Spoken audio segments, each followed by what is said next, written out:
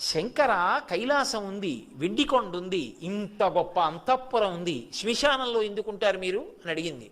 అడిగితే ఆయన చెప్పాడు, పార్వతి చేతకాక నేను శ్మశానంలో లేను. బ్రహ్మదేవుడు అడిగాడు, శంకర చీకటి పడిన తరువాత ఉగ్రభూతాలన్నీ కూడా ఇళ్లల్లోకి బయలుదేరుతాయి, వాళ్ళని అనుష్ఠానం చేయనివ్వవు, సూర్యోదయాత్ పూర్వం నిర్మాల్యం అవి తీసేస్తాయి, తీసి పూజ చేసేస్తాయి, తర్వాత యజమాని చేసినా ఇక ఫలితం ఉండదు. అందుకే ముందు స్నానం ఎవరు అంటే భార్య చేస్తుంది, భర్త చేయడు ముందు స్నానం. భార్య పని ఏమిటంటే ముందు నిర్మాల్యం తీసేస్తుంది, భర్త పూజ చేస్తాడు. ఎందుకంటే ఆయన అనుష్ఠానం చేసుకోవడానికి పూజ చేసి వచ్చే లోపల పూజామందిరం తుడిచి కడిగి ముగ్గు పెట్టి మడినీళ్లు పెట్టి చెయ్యాలి కదా.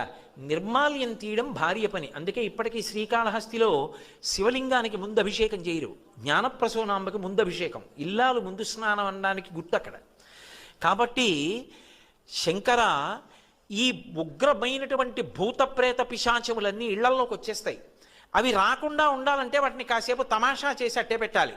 అందుకని శ్మశానంలో ఆయన నర్తన చేస్తుంటాడు. ఆ నర్తన చేస్తూ అవన్నీ అక్కడ కూర్చుంటాయి. రెండో కారణం ఎందుకుంటానో తెలుసా పార్వతి? బ్రతికున్న నాళ్ళు నావాళ్ళని కష్టపడి వాళ్ళింటికి ఎడతాడు, వీళ్ళింటికి ఎడతాడు, ప్రయాణాలు చేస్తాడు, రైళ్ళు ఎక్కుతాడు, అక్కడికి ఎడతాడు, ఇక్కడికి ఎడతాడు, విమానాలు ఎక్కుతాడు, వాళ్ళింటికి భోజనం అంటాడు, వీళ్ళింట్లో పలహారం అంటాడు, అన్నీ తిరుగుతాడు. సరదాగా అలా వెళ్ళొద్దామని ఎవడైనా రుద్రభూమికి ఎడతాడా? ఎవడు వెళ్ళాడు. కానీ అంతా అయిపోయిన తర్వాత రుద్రభూమికి తీసుకొస్తారు.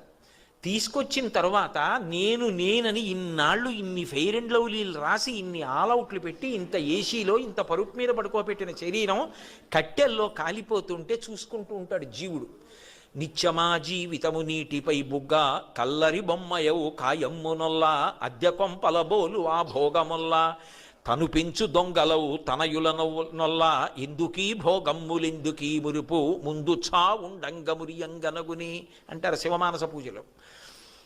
ఏడుస్తూ నిలబడతాడు, చీకటి పడిపోతుంది, కపాలమోక్షం అని తల పగిలిపోయి చప్పుడు వస్తుంది టప్ అని.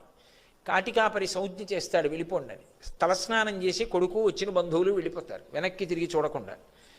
తాను ఒక్కడే నిలబడి ఉంటాడు, చీకటి పడుతూ ఉంటుంది, దాటి వెళ్ళడానికి లేదు. అయ్యయ్యయ్యో వీళ్ళందరినీ నమ్ముకున్నాను, మా ఆవిడని ఇంత పిచ్చి పెట్టుకున్నాను, కాయము వీడి జీవుడితి కంపిత చిత్తత నీకు చుండబో నాయనయంచు ఎచ్చు నిజనందన నందినులైనుగా నికందోజిని భస్మముల్ తొలుత దుఃఖమహంబుని చొచ్చు పత్నియన్, కాయము వీడిరారు కథ చేసిన కర్మము పుణ్యము తప్ప శంకర అని ఏడుస్తుంటే ఓదార్చడానికి ఒక్కడుండడు పార్వతి. చచ్చినవాడు 100 మాటలు చచ్చిపోతాడు భయంతోనని, నేనున్నాను రా బెంగ పెట్టుకోకు, ఇంకొక శరీరం ఇస్తానులే ఒళ్ళు దగ్గర పెట్టుకో అని ఓదార్చడానికి అక్కడ ఉన్నాను.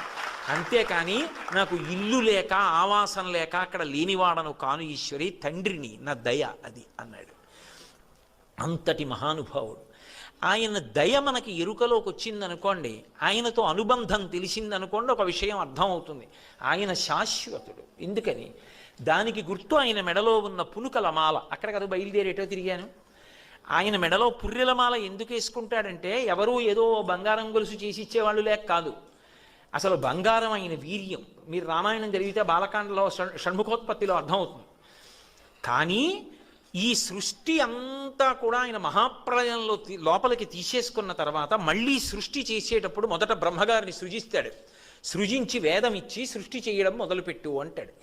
అందుకే ఇప్పటికీ తమిళనాడులో కుంభకోణం అని ఒక క్షేత్రం.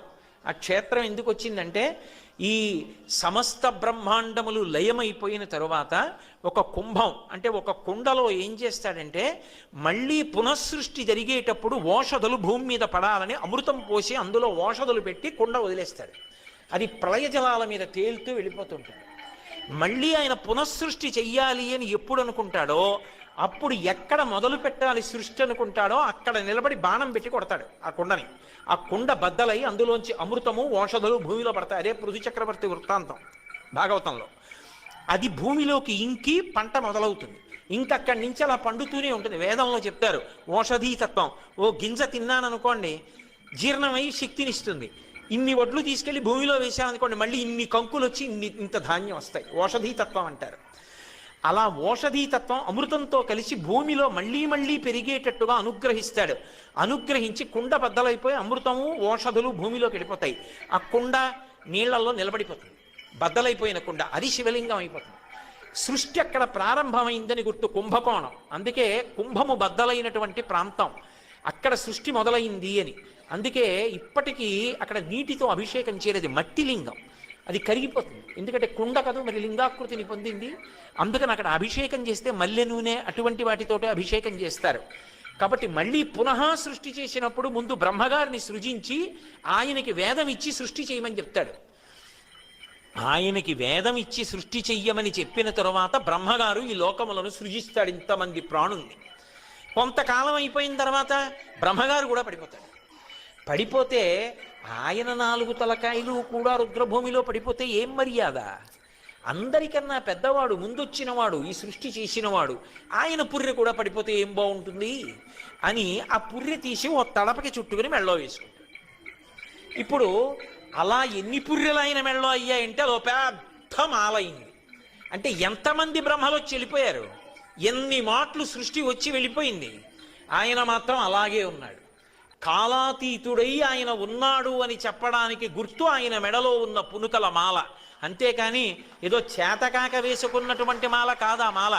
కాబట్టి పునుకల పేరు కంఠమున భూరి భుజంగము భూషణంబుగా అనయము భస్మధారణము యద్రి నివాసము మేరు విల్లుగా అనువుగ దంతి చర్మమును హస్తములందు కపాల శూలముల్ పడివడిదాల్తు శంకరు కృపావరు రూపమును ఆశ్రయించదన్ అంటారు.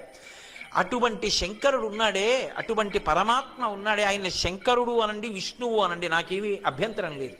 ఎందుచేత అంటే ఉన్నది ఒక్కటే పరబ్రహ్మం. ఆ పరబ్రహ్మం అన్ని రూపాలు పొందుతూ ఉంటుంది.